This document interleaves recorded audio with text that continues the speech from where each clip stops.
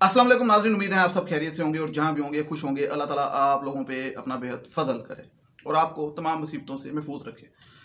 नाज़रीन, नूर मुकद्दम के केस पे बात करेंगे कि जो 10 तारीख की समाअत है और पिछली 3 तारीख को हुई, तो जो ये जो बीच में हफ्ता है, इसके अंदर कितनी तब्दीलियाँ आई। तब्दीलियाँ आप समझ सकते हैं क्यों।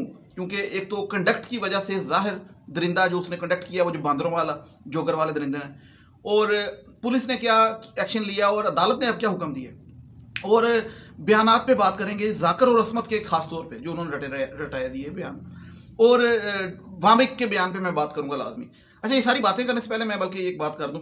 मेरे यहाँ पे यूट्यूब पे एक व्यूअर वो शुरू से नूर मुकद्दम के केस को बहुत सपोर्ट करती हैं और काफ़ी वीडियोस भी उन्होंने मेरा ख्याल सारी वीडियोस भी देखती हैं, सबकी देखती हैं। कफीला कोसर मेरा ख्याल उनका नाम है। उन्होंने कहा है कि कमेंट में कि मेरी वालदा का इंतकाल हो गया है कैंसर की वजह से, इन्ना लिल्लाहि व इन्ना इलैहि राजिऊन, और उनकी मग़फ़िरत के लिए दुआ की जाए। तो मैंने कहा मैं आप लोगों से भी कहूँ कि उन्होंने जो कहा है तो कि मग़फ़िरत के लिए दुआ की जाए तो लाजमी, तो क्योंकि ये इन्होंने नूर मुकद्दम के केस में काफ़ी सपोर्ट किया, और if I am not wrong तो ये सपोर्ट के लिए वहाँ पे भी आई थी जो प्रोटेस्ट हुआ था नूर मुकद्दम के हक़ में जो इस्लामाबाद में, तो वहाँ पे भी आई थी। बहरहाल लोग सपोर्ट करते हैं तो इसलिए हम भी वीडियो बनाते हैं, और एक रिक्वेस्ट है बात सारी करने से पहले कि वीडियो को शेयर लाजमी किया करें, नीचे शेयर का बटन है, क्योंकि शर्माया ना करें कि लोग क्या कहेंगे, फ़लाँ क्या सोचेगा, ये चीज़ें ना सोचा करें। अगर ये सोचने लगूँ तो मैं फिर यहाँ पे फटी जैकेट पहन के ना बैठ जाऊँ, मतलब समझ रहे हैं। कहने का मकसद ये है कि फिर मैं भी बहुत चीज़ें इग्नोर कर दूँ। मैं आपको पता इग्नोर नहीं करता, तो सारी बातें कर देता हूँ। अब जिस तरह आप करने लगूँ कि पहली बात हम शुरू करते हैं दरिंदे से, जो कि जोगर वाला दरिंदा है, बांदर, जो उस दिन वो हरकतें कर रहा था बांदरों वाली, मतलब उसे लेके गए थे पुलिस वाले। तो पहले तो मैं आपको कुछ साथ साथ चीज़ें बताता जाऊँ कि हमारे जो मुल्क के अंदर प्रेसिडेंट्स होते हैं ना, तो ऐसी सिचुएशन में पुलिस वालों के साथ जब कोई मुल्ज़िम ऐसी हरकत करता है तो वो उसको लितर पोले लगाते हैं, मतलब जो एक नॉर्मल चीज़ है ये हमारे अदारों के लिए।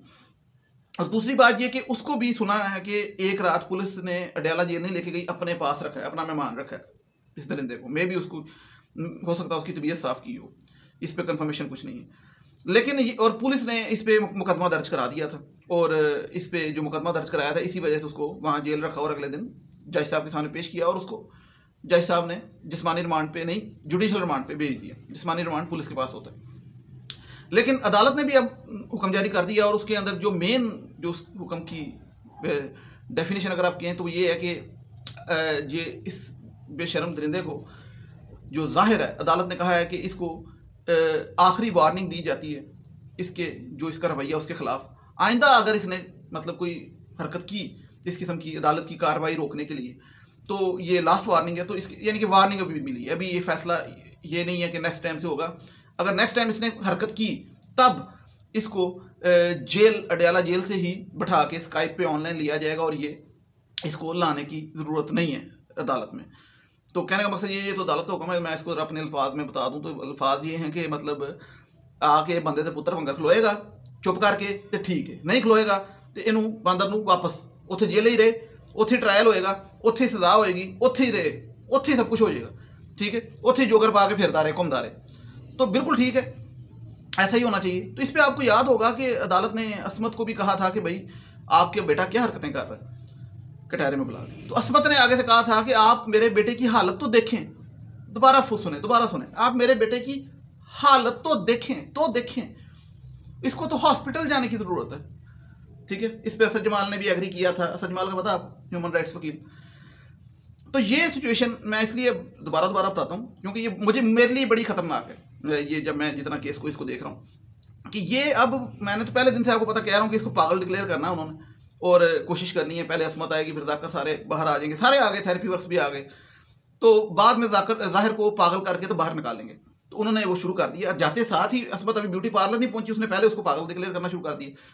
और डेफिनेटली ये आपस में सब मिले होंगे, जाहिर, उसकी अम्मा और असद जमाल और सब मिले होंगे, मतलब आपस में उन्होंने कोऑर्डिनेशन की होगी, इशारे शुरू में बात की होगी, वैसे भी की होगी। ये चक्कर है। दूसरी बात, अब इससे अगली बात से मैं आपको बताऊंगा कि जो बयान दिया जाकिर ने और असमत ने, जो सामने आया जो पुलिस को जब गिरफ्तारी के बाद, तो उन्होंने कहा कि दोनों ने बयान सेम टू सेम दिया।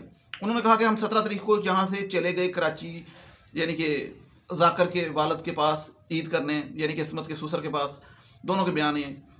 और वहाँ जाके हमने, जब हमें पता लगा कि 20 तारीख को कोई मामला इस तरह ख़राब है, ऐसे शो कराया कि हमें पता लगा, तो हमने आने की कोशिश की लेकिन फ़्लाइट नहीं मिली और हम 21 को आ गए जब हमें पता लगा मर्डर हो गए।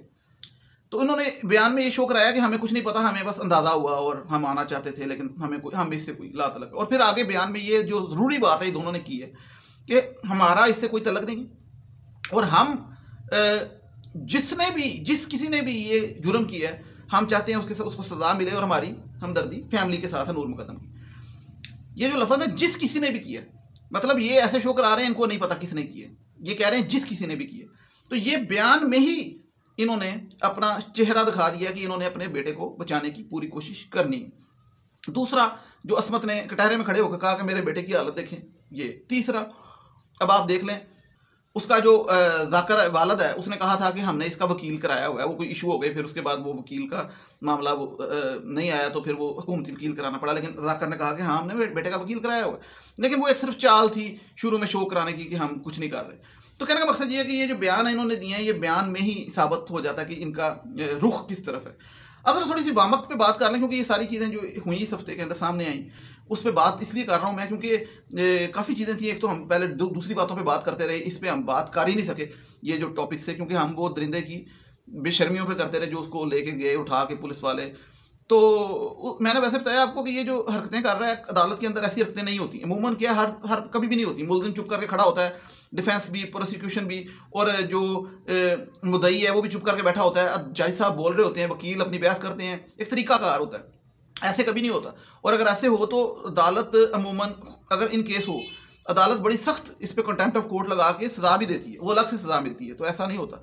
अब वो वामक ने जो बयान दिया था, और सबने दिया, अमजद ने भी और दिलीप कुमार ने भी, तो खैर जो वामक, वो सबका बयान तकरीबन एक जैसा था। तो उस बयान में भी यही बताया गया कि हम वहाँ गए तो वहाँ 40 मिनट खड़ा होना पड़ा क्योंकि वो दरवाज़ा नहीं टूट सकता था। फिर वो हमने चौकीदार सीढ़ी ली, फिर ऊपर गए, फिर हमारा एक बंदा ऊपर गया, तो वो दूसरा, तो वो जब वापस आ रहा था तो उसने बताया कि भाई वो अमजद को ज़ख्मी कर दिया। फिर अमजद की बात आई कि भाई वहाँ पे ज़ाहिर को मैंने काबू कर लिया, ऊपर आ जाओ।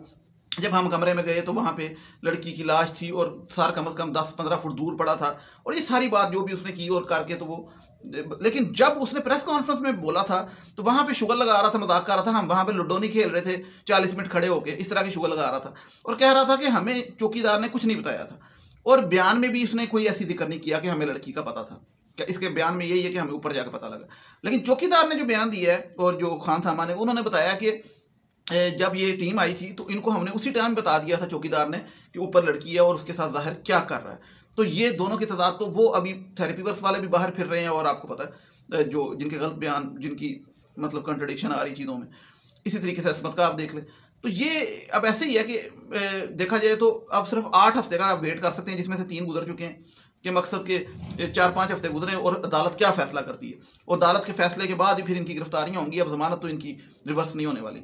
तो सपोर्ट करने के लिए इस केस को, ताकि ये चीज़ नज़रों से पीछे ना जाए, वीडियो देखते भी रहें और शेयर भी करते रहें, ताकि जो भी अपडेट्स आएँ वो आपके साथ शेयर करूँ। और चैनल को सब्सक्राइब लाजमी कीजिएगा।